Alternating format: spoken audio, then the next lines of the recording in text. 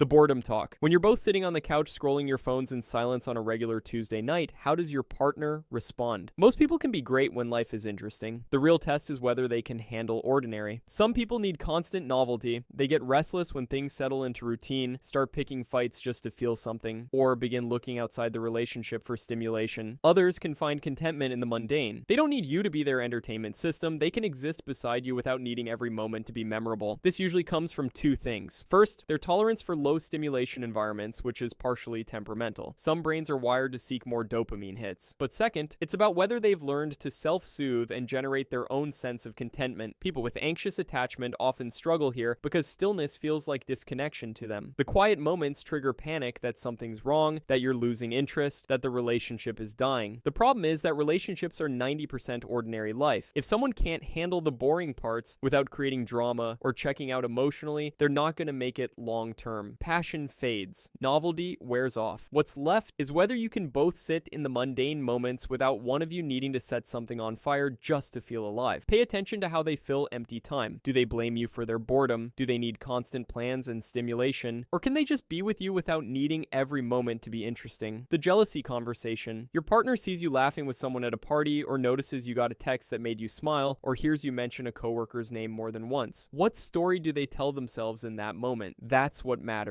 Not whether they feel jealous, because everyone does sometimes, but what narrative their brain creates around it. Some people's minds go straight to catastrophe. You smiled at someone, so clearly you're interested in them, which means you're probably already emotionally cheating, which means you're going to leave. That's not jealousy. That's catastrophic thinking rooted in deep insecurity. Other people feel a twinge of jealousy, but can reality check themselves. They might feel momentarily threatened, but they don't build an entire story about your betrayal based on one interaction. What's happening here is a window into their attachment security and self-worth. If someone has low self-esteem or anxious attachment, jealousy becomes this confirmation of what they already believe, that they're not enough, that you'll leave as soon as you find better. They're not actually reacting to what you did. They're reacting to their own fear of inadequacy, and that fear will bleed into everything. Suddenly, you're managing their insecurity instead of just living your life. The cost of this pattern is suffocation. You start censoring yourself, avoiding certain friends, downplaying accomplishments, trying to make yourself smaller so they feel more secure. But here's the brutal part. It never works. Because the problem isn't your behavior. It's their internal story. And you can't fix someone else's relationship with themselves. Notice whether they can voice jealousy as a feeling without making it an accusation. There's a difference between "I felt insecure when I saw you two talking" and "why were you flirting with them?" One is vulnerability, the other is control. The repair conversation. After you've had a fight, after things have been tense and cold, what happens next? Because the fight itself isn't what predicts whether you'll last. It's whether either of you knows how to come back from it. Repair attempts are the thing that separates couples who make it from couples who slowly bleed out through accumulated resentment. Some people can be vulnerable after conflict. They'll reach for your hand, make a joke to break the tension, or just say something like, "I hate when we fight." They're signaling that the relationship matters more than being right. Other people stay cold until you come to them. They wait for you to fix it, initiate the reconnection, apologize first. And if you don't, they'll stay distant for hours or days, punishing you with withdrawal until you cave. What's happening psychologically is about ego flexibility and emotional regulation. People who can repair quickly have learned that conflict doesn't mean the relationship is over. They can hold two truths at once. They're upset and they still love you. But people who struggle with repair often experience conflict as abandonment in childhood. Fighting meant someone left, someone shut down completely, someone withdrew love as punishment. So now as adults, they unconsciously recreate that pattern. Conflict becomes a test of whether you'll stay, and they won't make the first move because that would mean risking rejection. The problem is that relationships without repair just accumulate damage. Every fight that doesn't get resolved, every cold shoulder that lasts too long, every time neither of you knows how to come back, it adds another layer of disconnection. Eventually you're living with someone you can barely talk to because there's years of unrepaired ruptures between you. Notice whether they can initiate reconnection even when they're still hurt, whether they stay punitive, or whether they remember you're on the same team. That's the thing that matters most. By the way, if you're finding this helpful, I post content like this regularly. I'd appreciate if you subscribed. Thanks. The sacrifice talk. What has your partner given up for past relationships? And more importantly, how do they feel about it now? Because sacrifice is inevitable in any serious relationship, but the difference between healthy compromise and breeding resentment is whether they made the choice willingly or whether they're still keeping score. Some people talk about past sacrifices with lingering bitterness. They move cities for an ex, and it comes up in every argument about whose needs matter more. They gave up a job opportunity and they're still calculating what they're owed in return. Every compromise they made is logged in some mental ledger they pull out whenever they feel shortchanged. Other people can make sacrifices without weaponizing them later. They chose something because the relationship mattered, and they've made peace with that choice even if the relationship ended. This comes down to whether they see relationships as collaborative or transactional.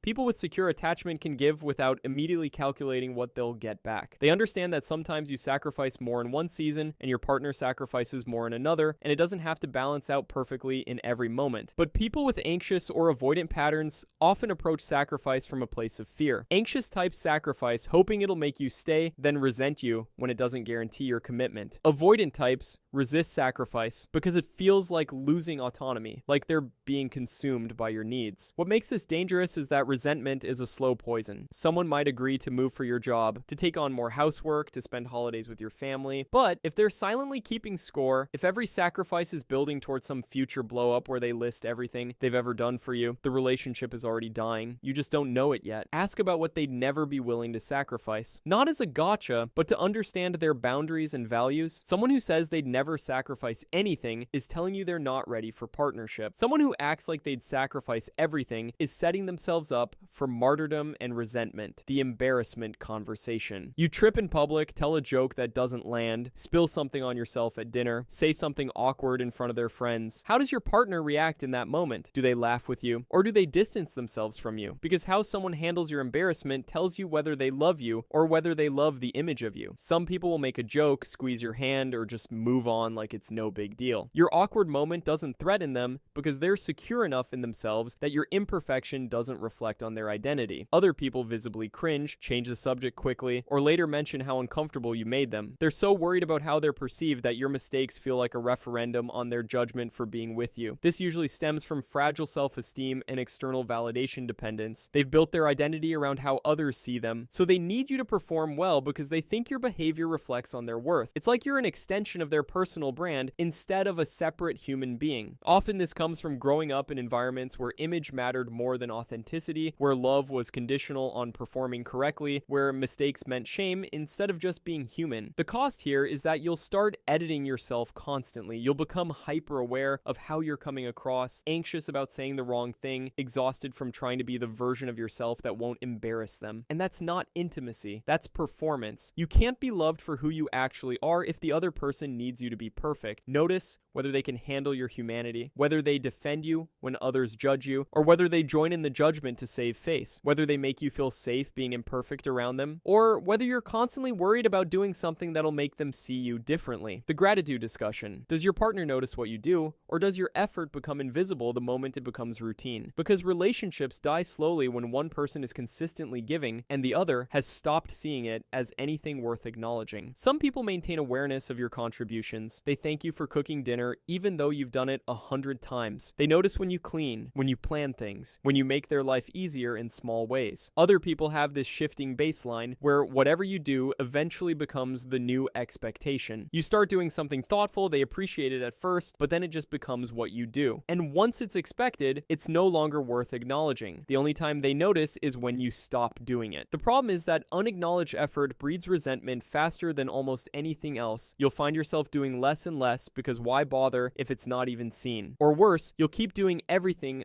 while slowly dying inside, feeling like a service provider instead of a partner. Eventually, you'll look at this person and realize they have no idea how much you've been caring because they stopped noticing years ago. Watch whether their appreciation fades as time goes on, whether they still say thank you for the small things, or whether everything you do has become wallpaper in the background of their life. That pattern tells you whether they're capable of long-term gratitude or whether you'll be fighting for acknowledgement forever. The influence talk. Who does your partner call when they need advice about your relationship? Whose opinion holds weight when you two are making major decisions? Because if they're consistently prioritizing other people's perspectives over yours, or if outside voices have veto power in your relationship, you've got a problem that's only going to get worse. Some people have healthy boundaries with external input. They might talk to friends or family family, but ultimately, they weight your perspective heaviest because you're the one they're actually building a life with. Other people outsource their decision making. Every disagreement you have becomes a group discussion with their friends. Their parents' opinions carry more weight than yours. They'll undermine decisions you made together because someone else told them it was a bad idea. What makes this damaging is that you end up in a relationship with multiple people, not just your partner. You'll make plans and their mom will torpedo them. You'll resolve a conflict and their friend will reignite it by telling them you're wrong. You're constantly fighting for space in a relationship that should be primarily about the two of you, but instead it's crowded with everyone else's opinions and judgments. Ask who they turn to when things are hard between you two. Notice whether they can make decisions with you or whether every choice requires a committee. Pay attention to whether they defend your relationship to outside criticism or whether they let others plant doubt that they then bring back to you. The growth conversation. Does your partner want you to grow and evolve, or do they need you to stay exactly as you are right now? Because people change, you'll change, they'll change. And the question is whether your relationship can hold that evolution